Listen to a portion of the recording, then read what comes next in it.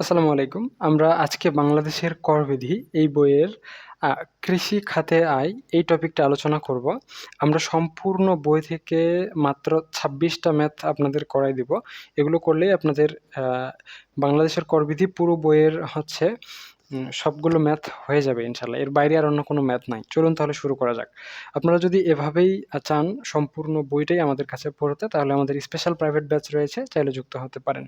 চলুন আমরা আজকে প্রবলেম নাম্বার ২৯ আলোচনা করি। এটা কৃষি খাতে আয়ের প্রথম ক্লাস, ২৯ নম্বর সমস্যা। তো চলুন শুরু করা যাক। আমরা এখানে দেখি আমাদের প্রশ্নের ভিতরে কি লেখা আছে।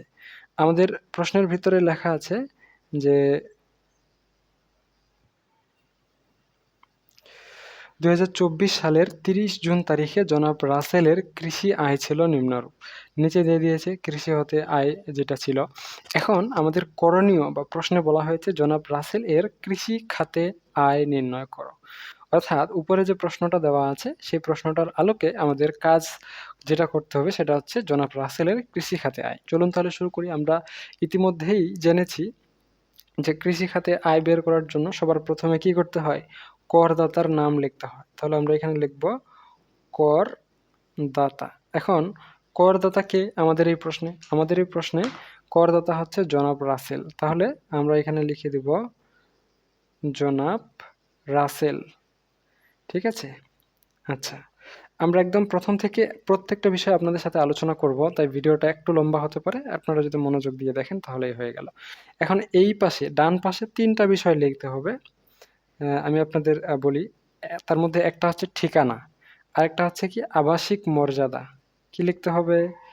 আবাসিক মর্যাদা। হ্যাঁ? এরপরে লিখতে হবে আয় বর্ষ। এরপরে কি লিখতে হবে? আয় বর্ষ। মুখস্থ রাখবেন ডান সাইডে। বাম সাইডে। তো বাম সাইডে ঠিকানাটা লিখবেন। এরপরে আবাসিক মর্যাদা, এরপরে আয় বর্ষ লিখতে হবে।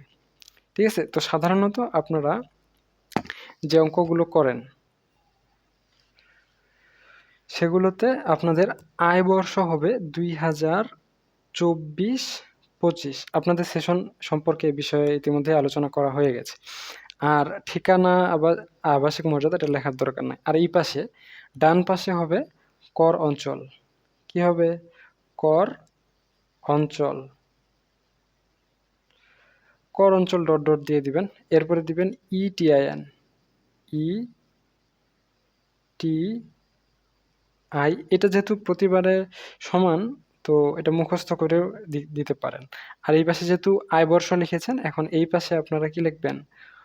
কর বর্ষ লিখবেন। আয় বর্ষ যত থাকবে কর বর্ষ ১ বছর পিছাই দিবেন। এখানে ২৪-২৫ লেখা হয়েছে আয় বর্ষ, তাহলে আপনারা ২০২৫-২৬ লিখে দিবেন। শেষ। এতটুকু কাজ করতে পারলেই হয়ে গেল। এরপরে সাধারণত আমরা যেই ধরনের ছক দিই সেই একই ধরনের ছক হবে। ছকটা খুবই সহজ আপনাদের। এভাবে প্রথমে একটা রো দিয়ে দিবেন, এরপরে কলাম দিতে হবে। তো প্রথম কলামটা হবে মেইন কলাম, এই পাশের এটা যেটা দিলাম, আর এইটা হবে প্রাইমারি কলাম। মানে এইখানকার মধ্যে প্রথম কলামটা হচ্ছে প্রাইমারি কলাম, এটা হচ্ছে মেইন কলাম। এতটুকু দেওয়ার পর আপনাদের কাজ হচ্ছে আয়ের খাত ও ধারাসমূহ এখানে লিখবেন। কি লিখবেন? আয়ের, এটা প্রতিবারই সেম টু সেম, এই জন্য এটা চাইলে মুখস্থ করে নিতে পারেন।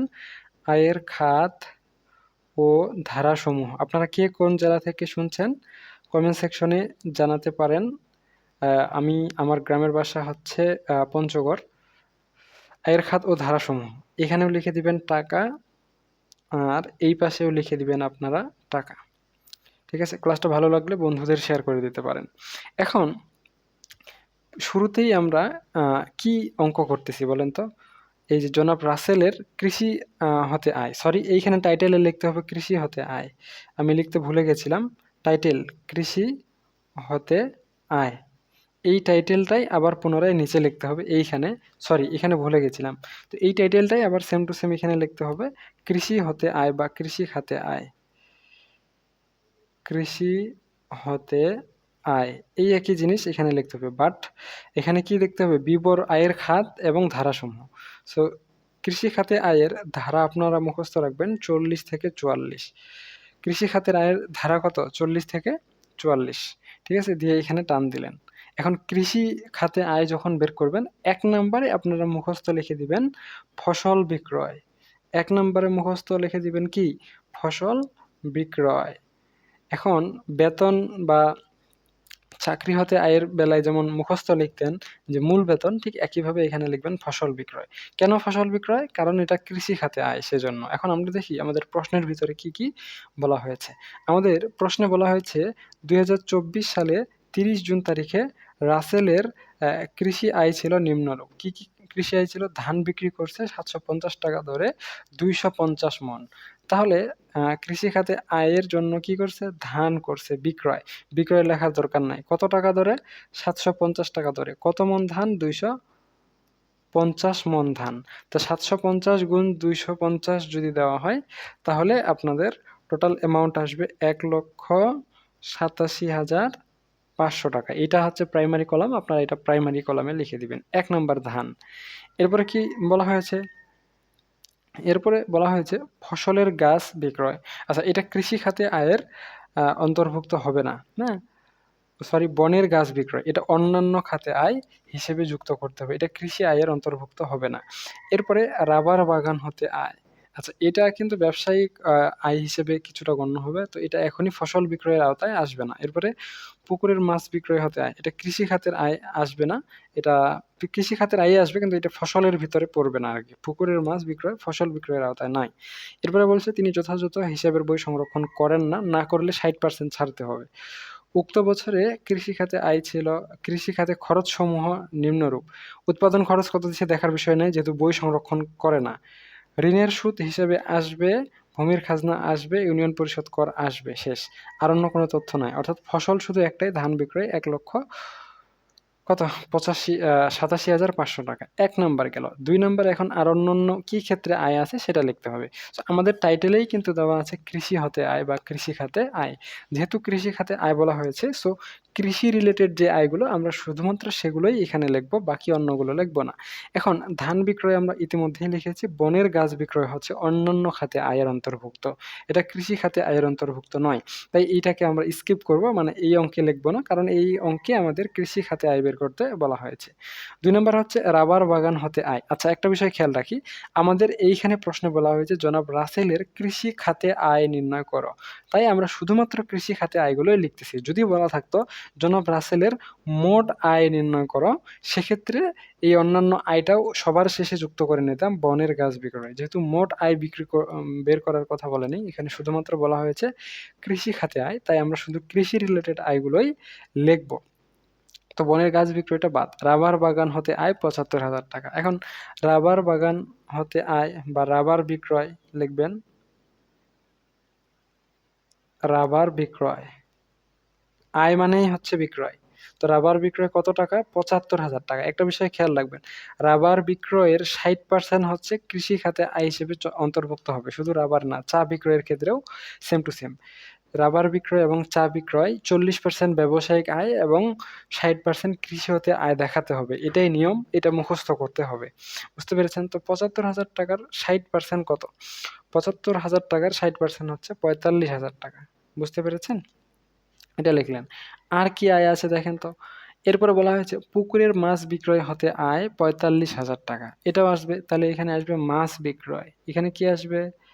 মাছ বিক্রয়। মাছ বিক্রয় কত? ৪৫,০০০ টাকা সরাসরি আসবে, কারণ মাছ বিক্রয়টা সরাসরি কৃষি হতে আয়ের অন্তর্ভুক্ত। একটা বিষয় খেয়াল রাখবেন, ব্যবসা এবং বাণিজ্যের মধ্যে পার্থক্য আছে। ব্যবসা এবং বাণিজ্যের মধ্যে পার্থক্য হচ্ছে যদি কোনো ব্যক্তি কোনো পণ্য উৎপাদন করে, যেমন মৎস্য, মুরগি, এগুলো ডেইরি, এগুলোতে সরাসরি পণ্য উৎপাদনের সাথে জড়িত যে সকল প্রতিষ্ঠান, সেগুলোকে বাণিজ্য বা কমার্শিয়াল ইন্ডাস্ট্রি বলে, হ্যাঁ? আর যেগুলো শুধুমাত্র পণ্য ক্রয় করে বিক্রি করে দেয়, হ্যাঁ? এই টাইপের ইন্ডাস্ট্রিগুলোকে বলা হয় বিজনেস ইন্ডাস্ট্রি, হ্যাঁ? বা এগুলোকে ইন্ডাস্ট্রি বলা হয় বা বিজনেস বলা হয়। তো ব্যবসা এবং বাণিজ্যের মধ্যে পার্থক্য আছে, দুইটাই একই রকম হলেও একই রকম নয়। তো মাছ বিক্রয় হয়ে গেছে, এরপরে আর কি আছে, তিনি যথাযথ হিসাবের বই সংরক্ষণ করেন না, এটা বলছে, ঠিক আছে। তো এরপরে আর অন্য কোনো আয় নাই যেগুলো আমরা লিখতে পারি, বাকিগুলো ব্যয় আছে এবং খরচ আছে। তো ভালো কথা।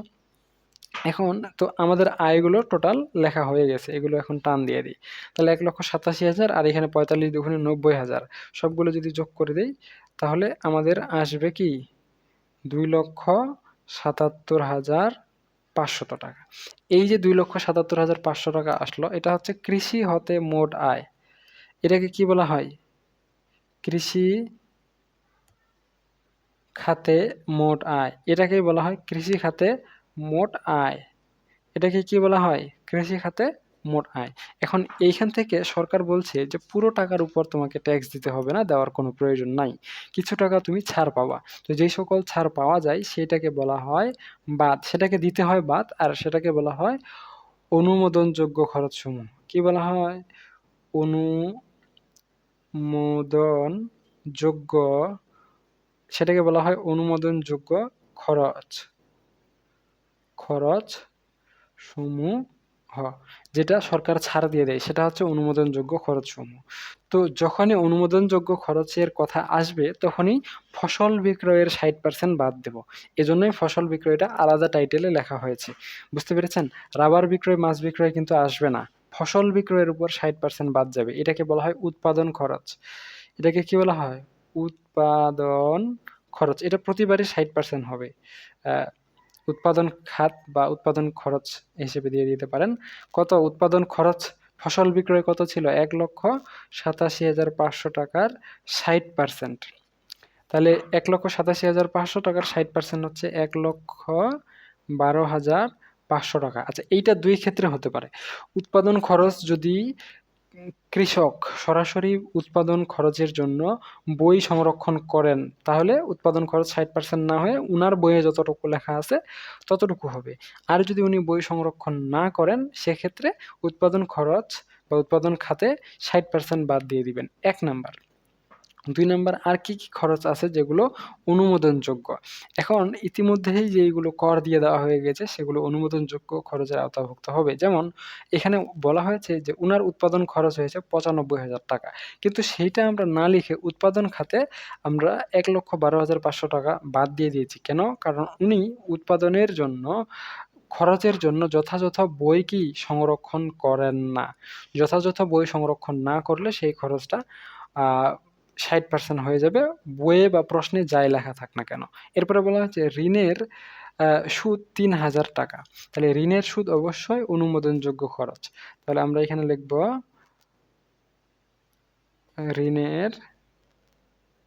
ঋণের সুদ কত? 3,000 টাকা। এটাও অনুমোদনযোগ্য খরচের অন্তর্ভুক্ত। আর কি কি আছে? ভূমির খাজনা পরিশোধ 10,000 টাকা। খাজনা অবশ্যই অনুমোদনযোগ্য খরচের অন্তর্ভুক্ত। তাহলে লিখবো আমরা খাজনা। খাজনা কত? 10,000 টাকা। 10,000 টাকা লিখে দিলাম। এরপরে আর কি আছে? ইউনিয়ন পরিষদ কর 2,000 টাকা। এটাও আমাদের লিখতে হবে। তাহলে ইউনিয়ন পরিষদ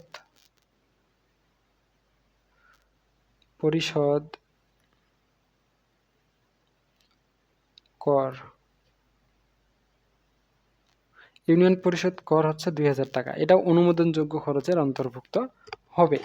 তো এটা আমরা লিখে দিলাম। দুঃখিত, ক্যামেরাটা মনে হয় ঝাপসা হয়ে গেছে কোনো কারণে। আচ্ছা, তো হয়ে যাবে 2,000 টাকা কর বাদ। এরপরে দেখা যাচ্ছে আর অন্য কোনো এন্ট্রি আমাদের এখানে নাই। যেহেতু অন্য কোনো এন্ট্রি নাই অর্থাৎ অনুমোদনযোগ্য খরচও আর নাই। তো মোট অনুমোদনযোগ্য খরচ কত হচ্ছে? 1,12,000, 13, 14, 15,000, 16, 17,000 আর 10,000, 27,000 নাকি? তাহলে 1,27,500 টাকা হচ্ছে অনুমোদনযোগ্য খরচ। এখন দুইটাকেই বাদ দেব। কৃষি খাতে মোট আয় হচ্ছে 2,77,500 টাকা। তার মধ্যে যদি 1,27,500 টাকা বাদ দিয়ে দিই চলে আসতেছে আমার 1,50,000 টাকা। তাহলে এটাই হচ্ছে কৃষি খাতে মোট করযোগ্য আয়। এটাকে কি বলা হয়? এটাকে বলা হয় কৃষি খাতে মোট করযোগ্য আয়। মোট করযোগ্য আয়, এটাকে কি বলা হয়? কৃষি খাতে মোট করযোগ্য আয়। এরপরে দুইটা টান দিয়ে দিবেন, এই দুইটা টান দেওয়ার মানে হচ্ছে ক্লোজিং, মানে অঙ্ক শেষ। এই দুইটা টান যতক্ষণ পর্যন্ত দিবেন না ততক্ষণ পর্যন্ত ধরে নেওয়া হবে আপনার অঙ্ক এখনো শেষ হয়নি। তাহলে অ্যান্সার হচ্ছে কৃষি খাতে মোট করযোগ্য আয় 1,50,000 টাকা। এটা যদি 4 মার্কের প্রশ্ন হয় তাহলে এই পুরো অঙ্কটা করার জন্য আপনি 3 নাম্বার পাবেন। আর 1 নাম্বার পাবেন কোথায়? 1 নাম্বার পাবেন টিকায়। আর যদি এটা 5 নাম্বারের প্রশ্ন হয় সেক্ষেত্রে এই পুরো প্রশ্নটা উত্তর করার জন্য, সঠিক উত্তর করার জন্য পাবেন 4 নাম্বার। আর 1 নাম্বার পাবেন কোথায়? টিকায়। যদি এটাই 10 নাম্বারের কোয়েশ্চেন হয় সেক্ষেত্রে পুরো অঙ্কটা করার জন্য আপনি পাবেন 8 নাম্বার এবং টিকা লেখার জন্য পাবেন 2 নাম্বার। অর্থাৎ টিকা অবশ্যই গুরুত্বপূর্ণ, টিকা ছাড়ে দিলে নাম্বার কমে যাবে। এখন টিকা যে ছাড়বেন না, তো টিকায় আপনি কি লিখবেন? টিকায় সেটাই লিখবেন যেটা আপনি প্রশ্নে লিখেছেন, ঠিক আছে? তো প্রশ্নে আপনারা কি কি চেঞ্জেস করেছেন সেগুলো লিখবেন। 1 নাম্বার দেখেন, ফসল বিক্রয় শুধু ধান হিসেবে আছে, বাদ এটা। রাবার বিক্রয় 60% কৃষি খাতে আয় লিখছি, বাকি 40% ব্যবসা খাতে আয়। তাহলে টিকা লিখবেন, আমি বলতেছি এত লম্বা লিখতে গেলে অনেক সময় চলে যাবে, যে রাবার বিক্রয়ের আয় 60% কৃষি খাতে আয় এবং 40% ব্যবসা হতে আয় হিসেবে গণ্য করা হবে। বাংলাদেশ আইন কত? 2023 কৃষি খাতে আইন অনুযায়ী হচ্ছে রাবার বিক্রয় 60% কৃষি খাতে আয় এবং 40% ব্যবসা হতে আয় হিসেবে ধরা হয়েছে, ঠিক আছে? এরপর আর কি করা হয়েছে? জনাব রাসেল উৎপাদনের জন্য যথাযথ বই সংরক্ষণ না করার জন্য তার উৎপাদন খরচ 60% হিসেবে ধরা হয়েছে। জনাব রাসেল কি উৎপাদনের যথাযথ বই সংরক্ষণ না করার জন্য তার উৎপাদনের খরচ 60% ধরা হয়েছে, ঠিক আছে? এরপরে 3 নাম্বার টিকা লিখবেন যে উৎপাদন খরচ 60% অনুমোদনযোগ্য খরচ হিসেবে লেখা হয়েছে। এরপরে লিখবেন ঋণের সুদ, খাজনা এবং ইউনিয়ন পরিষদ কর সম্পূর্ণ অনুমোদনযোগ্য খরচ হিসেবে ধরা হয়েছে। শেষ। এই 3টা টিকা লিখে দিলেই যথেষ্ট। হুবহু সেম টু সেম লিখতে হবে না, আনুমানিক যেন বোঝা যায় এমনভাবে লিখলেই আপনাদের জন্য যথেষ্ট হয়ে যাবে। সো আপনারা যদি চান এই ক্লাসটা আপনাদের বন্ধুদের শেয়ার করে দিতে পারেন যাদের এটা প্রয়োজন আছে। আর আমাদের ফেসবুক গ্রুপ আছে, আপনারা চাইলে যুক্ত হতে পারেন। গ্রুপে আপনাদের সুন্দর করে A to Z ক্লাস দেওয়া হচ্ছে। আপনারা সেই ক্লাসগুলো করে উপকৃত হবেন। আমি যদি আপনাদেরকে গ্রুপে একটু ঢোকাই দিই, তাহলে আপনারা দেখবেন আমাদের গ্রুপের ক্লাসগুলো কীভাবে হচ্ছে। যেমন ট্যাক্সেশন ইন বাংলাদেশ, এটা আমাদের প্রাইভেট গ্রুপ। 115 জন শিক্ষার্থী এই মুহূর্তে আমাদের এই গ্রুপে আছে। এই গ্রুপে রেগুলার ক্লাস হয়। আগামীকালকেও হচ্ছে ভাড়া হতে আয়, এটা রিভাইজ ক্লাস হয়েছে। ভাড়া হতে আয়ের 3 নাম্বার ক্লাস হয়েছে, এরপরে এটা 1 নাম্বার, এরপর 2 নাম্বার। এগুলো সিরিয়াল করে দেওয়া আছে। এখানে সিরিয়ালটা পাবেন না। ফিচার অপশানে যদি ক্লিক করেন তাহলে দেখবেন যে একদম নতুন নিয়ম অনুযায়ী আপনাদের ক্লাস রানিং চলতেছে। এখানে অলরেডি চাকরি হতে আয়, ভাড়া হতে আয় হয়ে গেছে। কৃষি হতে আয় আজকে 23 তারিখ, আজকে এটা প্রথম ক্লাস নেওয়া হচ্ছে, এরপরে ক্লাস নেওয়া হবে এবং পরবর্তীগুলো অটোমেটিক 48 ঘন্টা পর বাকি লিঙ্কগুলো এখানে যুক্ত হয়ে যাবে। তো এই গ্রুপে যুক্ত হওয়ার জন্য, সবগুলো ক্লাস করার জন্য মাত্র 500 টাকা দিতে হবে। আপনারা চাইলে আমাদের এই গ্রুপে যুক্ত হতে পারেন। ঠিক আছে, আজকে পর্যন্তই। সকলেই সুস্থ থাকুন, ভালো থাকুন আর আমাদের সাথেই থাকুন। দেখা হচ্ছে আপনাদের সাথে নেক্সট পর্বে। ততক্ষণ পর্যন্ত খুদা হাফেজ। আর আপনাদের কোনো প্রশ্ন থাকলে অবশ্যই কমেন্ট সেকশনে জানাবেন এবং আমাদের হোয়াটসঅ্যাপ নাম্বার রয়েছে, আমার হোয়াটসঅ্যাপ নাম্বারেও আপনারা যোগাযোগ করতে পারেন। আজকে পর্যন্তই, ধন্যবাদ।